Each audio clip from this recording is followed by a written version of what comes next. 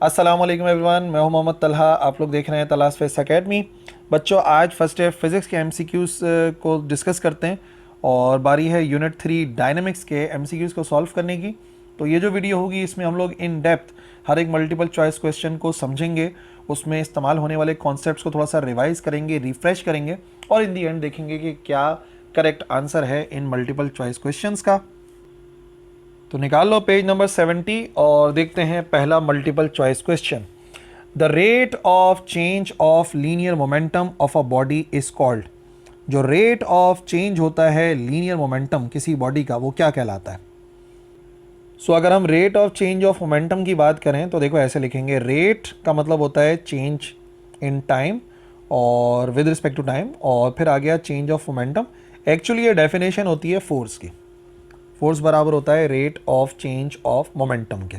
और अगर साबित कर दूं, वैसे तो आप याद कर लो, बहुत आसान सी बात है, लेकिन हम इसको प्रूव भी कर सकते हैं कि rate of change of momentum बराबर होता है फोर्स के। कैसे कर सकते हैं देखो मैं समझाता हूँ। चेंज इन मोमेंटम का मतलब फाइनल मोमेंटम में से इनिशियल मोमेंटम को माइनस कर दो और डिवाइड करा दो टाइम से। ठीक है। अच्छा, मोमेंटम का फार्मूला होता है M V, mass multiply by velocity. तो पी एफ का मतलब हो जाएगा, वैसे मोमेंटम का फार्मूला होता है मास मल्टीप्लाई वेलोसिटी। अब क्योंकि यहाँ पे फाइनल लिखा हुआ है ना, तो हम इसको लिख सकते हैं M V F, velocity final वाली होगी, और पी आई यानी कि इनिशियल मोमेंटम की जगह पे लिख सकते हैं एम वी आई, और डिवाइड में क्या आएगा, डिवाइड में आएगा डेल्टा टी। सही है। Is equal to M common आ रहा है, एम को कॉमन ले लो, क्या बचा, V F minus V I divide by delta T. और ये जो लिखा हुआ है ना V F minus V I, इसका मतलब होता है वेलोसिटी का चेंज डिवाइड बाय टाइम। और अगर आपको थोड़ी बहुत भी नॉलेज है न्यूटन सेकंड लॉ की, तो ये जो rate of change of velocity है ये बराबर होता है एक्सेलरेशन के, और एम में एक्चुअली फोर्स का ही फॉर्मूला होता है। तो आप देख लें लेफ्ट हैंड साइड बराबर आ गई राइट हैंड साइड के, तो इसका मतलब ये बात करेक्ट है कि rate of change of momentum actually बराबर होता है लीनियर फोर्स के। Question number 2, the term mass refers to same physical concept as. ये जो टर्म है मास, वो रेफर करती है same physical concept as. Wait नहीं, वेट तो गलत हो जाएगा, क्योंकि वेट एक ऐसी फोर्स का नाम है जो कि अर्थ अप्लाई करती है, किसी बॉडी को खींचती है टुवर्ड्स इट्स सेंटर, जबकि मास जो है वो एक्चुअली होता है quantity of matter contain in a body. अच्छा जी, फोर्स की बात की जाए तो force is the product of mass and acceleration. तो कॉन्सेप्ट सेम कैसे हो सकता है? मास और फोर्स जो है वो बिल्कुल ही डिफरेंट कॉन्सेप्ट्स हैं। Acceleration is the rate of change of velocity, जिसका मतलब यहाँ पर फॉर्मूले में कोई मास वगैरह कुछ तो आ नहीं रहा, तो इसका मतलब मास और एक्सेलरेशन भी बिल्कुल डिफरेंट चीज़ है। हाँ, याद रखिए, मास जो है वो एक्चुअली डायरेक्टली मेजरमेंट होता है इनर्शिया की। Newton's first law of motion कहता है कि जो किसी बॉडी की प्रॉपर्टी होती है जो कि स्टेट को कंटिन्यू करने की कोशिश करती है, उसे इनर्शिया कहते हैं। सही है। जो कि रेजिस्ट करती है मोशन के चेंज को, और वही एक्चुअली किस पे डिपेंड करता है, इनर्शिया। इनर्शिया डायरेक्टली डिपेंड करता है मास पे। सो इनर्शिया और मास काफ़ी सिमिलर कॉन्सेप्ट्स हैं। Question number 3, which one of the following force is also called as self adjusting force. इसमें से कौन सी फोर्स है जो कि सेल्फ एडजस्टिंग फोर्स कहलाती है? याद रखिए, फ्रिक्शनल फोर्स जो है वो सेल्फ एडजस्टिंग फोर्स होती है, ये अपने आप को खुद ही एडजस्ट करती रहती है। टेंशन अपने आप को एडजस्ट नहीं करती, उसकी एक पर्टिकुलर वैल्यू होती है, वही रहती है। थ्रस्ट भी ऐसी है, और वेट तो आपको होता है W is equal to mg। Self adjusting नहीं होती, अपने आप एडजस्ट नहीं होती। जो फ्रिक्शन है ना, आपको मैं बताऊं फ्रिक्शन के हवाले से, फ्रिक्शन की एक बड़ी ज़बरदस्त किस्म की बात है। मिसाल तौर पे अगर आप किसी ऑब्जेक्ट को एक सरफेस पे रख देंगे ना, और आप उसके ऊपर 1 न्यूटन की फोर्स अप्लाई कर रहे हैं, और मिसाल के तौर पे मूव नहीं कर रहा, तो इसका मतलब क्या हुआ? इसका मतलब ये हुआ कि यहाँ पर जो फ्रिक्शन है वो 1 न्यूटन की है, तभी तो मूव नहीं कर रही बॉडी। अगर आप अपनी फोर्स को बढ़ाते हैं, और फॉर एग्जांपल आप अपनी फोर्स को 1 से बढ़ा के कर देते हैं, लेट से 5 न्यूटन, और तब भी ऑब्जेक्ट मूव नहीं कर रहा, तो अब क्या हो गया? अब क्यों नहीं मूव कर रहा? तो मूव करना चाहिए। तो एक्चुअली फोर्स अपने आप को एडजस्ट करती है, और वो खुद बढ़ के जो है वो बराबर हो जाती है 5 न्यूटन के। फॉर एग्जाम्पल अपनी फोर्स को 50 न्यूटन करते हैं, तब भी बॉडी मूव नहीं करती, तो इसका मतलब फ्रिक्शन ने अपने आप को बढ़ा के 15 कर लिया। लेकिन जैसे ही इंतहाई वैल्यू पहुंच जाती है, लिमिटिंग फ्रिक्शन पहुंच जाती है, इन दी एंड फिर अगर मैं अपनी फोर्स में एक और ऐड कर दूं, यानी कि 16 कर दूं, तो ये मूव होना शुरू हो जाएगा। लेकिन याद रखिएगा कि फ्रिक्शन अपने आप को खुद ही एडजस्ट करती रहती है, that's why it is called self adjusting force. Number 4, the laws of motion shows the relationship between. ये जो लॉज ऑफ मोशन होते हैं ये कौन सी चीज़ों के दरमियान में रिलेशन को शो करते हैं? वेलोसिटी और एक्सेलरेशन? नहीं, वेलोसिटी का जिक्र तो नहीं आ रहा हमारे जो लॉज ऑफ मोशन है। Mass and velocity? नहीं, वेलोसिटी का जिक्र नहीं है तो मास एंड वेलोसिटी का कैसे होगा? फोर्स एंड एक्सेलरेशन या मास एंड एक्सेलरेशन? तो याद रखिए हर एक में मास नहीं आ रहा, लेकिन हर एक में फोर्स और एक्सेलरेशन किसी ना किसी तरीके से इन्वॉल्व होता ही होता है। न्यूटन लॉज ऑफ मोशन वो सारे के सारे लॉज हैं जो हमें इन चीज़ों के दरमियान में रिलेशन बताते हैं, चाहे वो लॉ ऑफ इनर्शिया हो, चाहे वो Newton second law of motion है, चाहे एक्शन रिएक्शन का न्यूटन थर्ड लॉ है। Question number 5, the motion of rocket in the space is according to the law of conservation of. जो मोशन ऑफ रॉकेट होता है स्पेस में वो किस लॉ पर डिपेंड करता है, किस लॉ के लिहाज से होता है? Law of conservation of energy, energy एक फॉर्म से दूसरी फॉर्म में कन्वर्ट हो रही है, linear momentum, law of conservation of mass या एंगुलर मोमेंटम। देखो वहाँ पे टर्निंग वगैरह तो हो नहीं रही होती, तो एंगुलर मोमेंटम तो आप वैसे ही हटा दें, ठीक है, नहीं ये बिल्कुल भी नहीं होता। अच्छा, मास की बात की जाए तो मास चेंज होता रहता है, ठीक है, मास जो रॉकेट का मास है वो आहिस्ता आहिस्ता कम होता रहता है जैसे जैसे फ्यूल जलता रहता है। एनर्जी में भी इसी तरीके से डिफरेंस आता है, लेकिन याद रखिए जो मोशन ऑफ रॉकेट है इन स्पेस में वो होता है according to law of conservation of momentum, ठीक है ना, सारा का सारा इसी के ऊपर डिपेंड करता है। Question number 6, a bomb of mass 12 kilogram, एक बॉम्ब है जिसका मास है 12 kg, इनिशियली रेस्ट में और वो एक्सप्लोड हो जाता है दो पीसेस में। एक पीस होता है 4 किलोग्राम का और दूसरा पीस होता है 8 किलोग्राम का। जो स्पीड है 8 किलोग्राम वाले मास की वो 6 मीटर पर सेकेंड हो जाती है, ठीक है। और the kinetic energy of 4 kilogram mass is, जो काइनेटिक एनर्जी है 4 किलोग्राम मास की वो कितनी हो जाएगी, ये हमें फाइंड करना है। अब इसकी पूरी सिचुएशन समझते हैं। देखिए जो बॉम्ब है ना वो फॉर एग्जांपल यहाँ कहीं पर है और वो फ़िलहाल इन स्टेट ऑफ रेस्ट है, ठीक है ना, वी आई इसका बराबर है 0 के। फिर क्या होता है, ये दो पार्ट्स में एक्सप्लोड करता है, एक पार्ट इसका मूव कर जाता है इस तरफ और एक पार्ट इसका मूव कर जाता है इस तरफ। मुझे कैसे पता चला कि इस तरफ मूव होगा, क्योंकि याद रखिए law of conservation of momentum के मुताबिक अगर इसका इनिशियल मोमेंटम 0 है तो इन पार्ट्स का जो टोटल मोमेंटम है आफ्टर एक्सप्लोजन वो भी 0 होना चाहिए, और वो तभी होगा जब ये अपोजिट डायरेक्शन में मूव करें।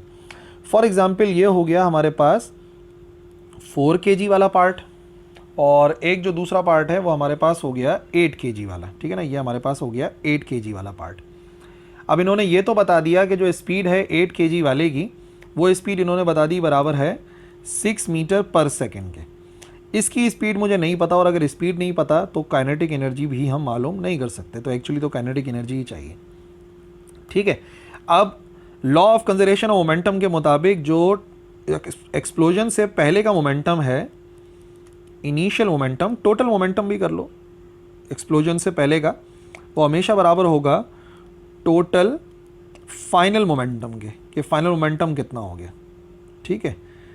तो इनिशियल मोमेंटम तो आपको पता है 0 के बराबर है, मोमेंटम होता है मास मल्टीप्लाई वेलोसिटी, तो वेलोसिटी तो 0 है।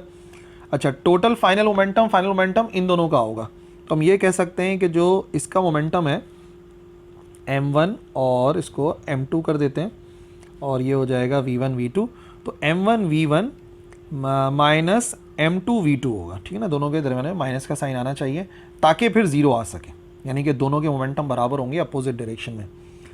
तो भाई ये तो 0 के बराबर हो गया। m1 कितना है, m1 बराबर है 4 के, v1 में मालूम करना चाह रहा हूँ, m2 बराबर है 8 के और ये आ गया 6 8 आर 48, ये आ गया माइनस का 48, इस तरफ ऑलरेडी लिखा हुआ था 0, फिर ये आ गया इस तरफ 48 और ये हो गया 4v1।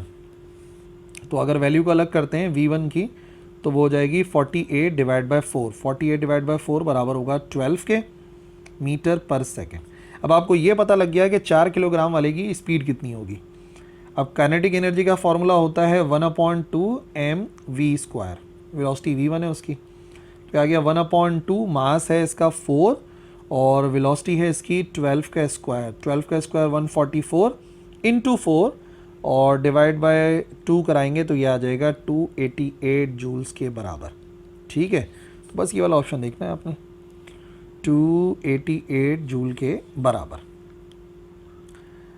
Number 7, if momentum is increased by 20%, अगर मोमेंटम बढ़ जाता है 20% तो बताइए काइनेटिक एनर्जी में कितना इजाफा होगा, कितना परसेंट इजाफा होगा। ठीक है, इसको समझते हैं। Question number 7। अब सबसे पहले तो आपको ना रिलेशन पता होना चाहिए काइनेटिक एनर्जी और मोमेंटम के दरमियान का, और बल्कि मैं वो फार्मूला भी ड्राइव करवा ही देता हूँ। देखो काइनेटिक एनर्जी का फार्मूला आपको पता है 1/2 mv² के बराबर होता है। तो एक काम करते हैं, राइट हैंड साइड पे मल्टीप्लाई एंड डिवाइड करा देते हैं बाय m से। ठीक है, अभी समझ में आ जाएगा, मैं चाह रहा हूँ मोमेंटम आ जाए। ये हो जाएगा 1/2, ऊपर वाले m की वजह से m का स्क्वायर v का स्क्वायर हो जाएगा और नीचे वाला m एज इट इज़ आ जाएगा। ये आ गई हमारे पास काइनेटिक एनर्जी। ऊपर आ रहा है m² v², जिसको हम कह सकते हैं mv का स्क्वायर, और नीचे m लिखा हुआ है। mv क्या चीज़ होती है? mv होता है मोमेंटम। तो फॉर्मूला बन गया मोमेंटम डिवाइडेड बाय 2m। ये किस चीज़ की बात आ गई? ये आ गई काइनेटिक एनर्जी की। तो जो मोमेंटम और काइनेटिक एनर्जी का रिलेशन है वो ये है। अब देखो उन्होंने क्या बोला, उन्होंने बोला जो नया वाला मोमेंटम है वो एक्चुअली 20% बढ़ गया, तो ऐड करना पड़ेगा ना टोटल, यानी जो 20% है वो मोमेंटम ऐड हो गया एक्स्ट्रा। जो भी मोमेंटम था उसका 20% बढ़ गया।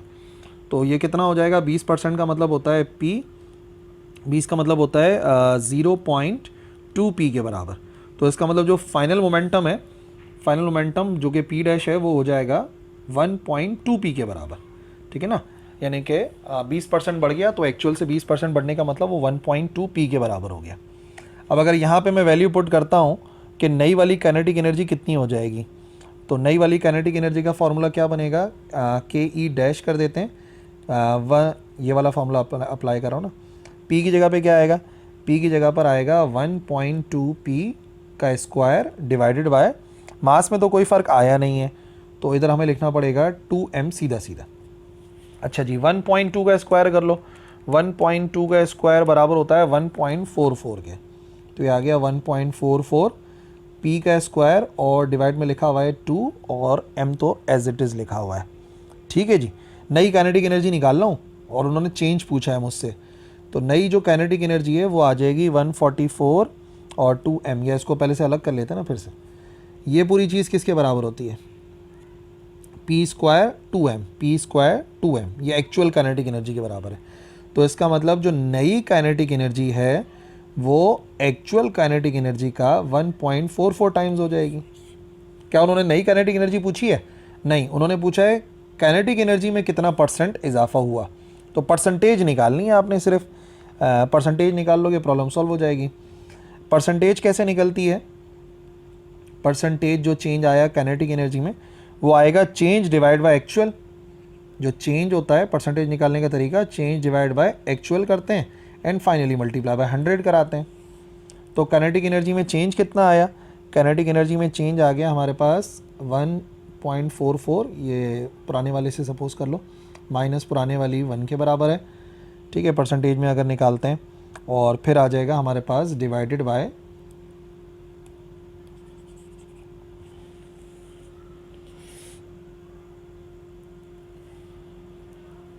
अब देखो चेंज का मतलब क्या बना? चेंज का मतलब बना final kinetic energy minus initial kinetic energy divide by initial kinetic energy, and उसको मल्टीप्लाई करा देंगे 100 से।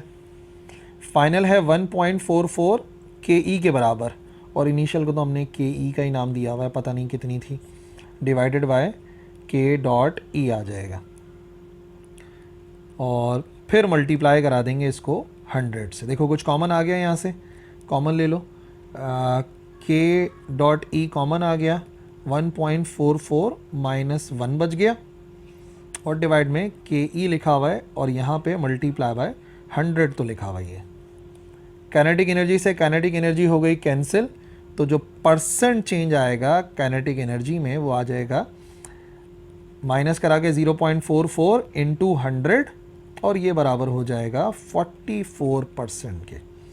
तो अगर मोमेंटम के अंदर चेंज आ रहा है 20%, तो काइनेटिक एनर्जी में जो फ़र्क आएगा वो आएगा 44 1% के बराबर। This one. Question number 8, the kinetic energy of a body mass 2 kg और मोमेंटम 2 न्यूटन सेकेंड इज। ये वही फॉर्मूला जो भी मैंने आपको बताया, चलो इधर ही बता देता हूँ। काइनेटिक एनर्जी होती है मोमेंटम का स्क्वायर और डिवाइड बाय 2m होता है। अब यहाँ पर मास भी गिवन है, मोमेंटम भी गिवन है। 2 का करेंगे स्क्वायर और 2 इंटू मास भी 2 के बराबर है, तो ये बराबर हो जाएगा सीधा सीधा 2 का स्क्वायर 4 डिवाइड बाय 4 कैंसिल होके आंसर आएगा 1 हो गया आंसर, 1 जूल के बराबर। Question number 9, for same kinetic energy the momentum is maximum for. अगर काइनेटिक एनर्जी सेम है तो आप ये बताइए कि मोमेंटम कहाँ पर मैक्सिमम होगा। हमें मैक्सिमम मोमेंटम मालूम करना है। एक इलेक्ट्रॉन का होगा, एक प्रोटॉन का होगा, एक ड्यूट्रॉन का होगा, या एक अल्फा पार्टिकल का होगा। अब आप रिलेशन देख लो ना, जो रिलेशन आपको नज़र आ रहा है काइनेटिक एनर्जी और मोमेंटम का, जो काइनेटिक एनर्जी और मोमेंटम का रिलेशन है वो ये है, kinetic energy is equal to momentum का स्क्वायर डिवाइड बाय 2m। अगर वो कह रहे हैं कि मोमेंटम बराबर है, ये लिखा हुआ है, अच्छा वो कह रहे हैं काइनेटिक एनर्जी सेम है, तो मोमेंटम किसका मैक्सिमम होगा, किसका मोमेंटम जो है वो ज़्यादा होगा। तो इसका मतलब ये हुआ कि जो मोमेंटम है वो एक्चुअली, काइनेटिक एनर्जी तो सेम है, 2m उधर जाके मल्टीप्लाई हो जाएगा। इट मीन सीधा सीधा काइनेटिक एनर्जी सेम है तो मोमेंटम किस पे डिपेंड कर रहा है, मोमेंटम डिपेंड कर रहा है मास पे। जिसका मास सबसे ज़्यादा होगा उसका मोमेंटम भी ज़्यादा होगा, जो सवाल है। अच्छा जी, इनमें जो पार्टिकल सबसे ज़्यादा हैवी पार्टिकल है वो एक्चुअली अल्फ़ा पार्टिकल है। अल्फ़ा पार्टिकल हैवीएस्ट होता है इन चारों के अंदर, और जो लाइटेस्ट है वो इलेक्ट्रॉन है, फिर बारी आती है प्रोटॉन, न्यूट्रॉन, और सबसे ज़्यादा जो हैवी पार्टिकल है वो अल्फ़ा पार्टिकल है। तो मास ज़्यादा, काइनेटिक मोमेंटम ज़्यादा, अगर काइनेटिक एनर्जी सेम है तो। And finally question number 10, a 3 kilogram bowling ball, एक बॉलिंग वाली जो बॉल है वो है 3 किलोग्राम की, और वो एक्सपीरियंस करती है net force of 15 Newton. Force जो है वो 15 न्यूटन है, तो बताइए एक्सेलरेशन कितना होगा। तो शायद ही इससे आसान कोई सवाल हो। F बराबर होता है ma के, एक्सेलरेशन, मास और फोर्स, यही एक रिलेशन है। एक्सेलरेशन बराबर होता है फोर्स डिवाइड बाय मास के। फोर्स है 15 न्यूटन और मास है 3 के बराबर। 3 1 ज़ार 3, 3 5 ज़ार 15। इट मीन्स एक्सेलरेशन होगा 5 मीटर पर सेकेंड स्क्वायर के बराबर। ठीक है जी, तो ये थे आज के हमारे प्रैक्टिस वाले MCQs, टेक्स्ट बुक के हमने सॉल्व करे। कोई भी कन्फ्यूजन है तो आप लिख सकते हैं कमेंट सेक्शन में, मैं ज़रूर रिप्लाई करूँगा। That's all for this video. अल्लाह हाफिज़।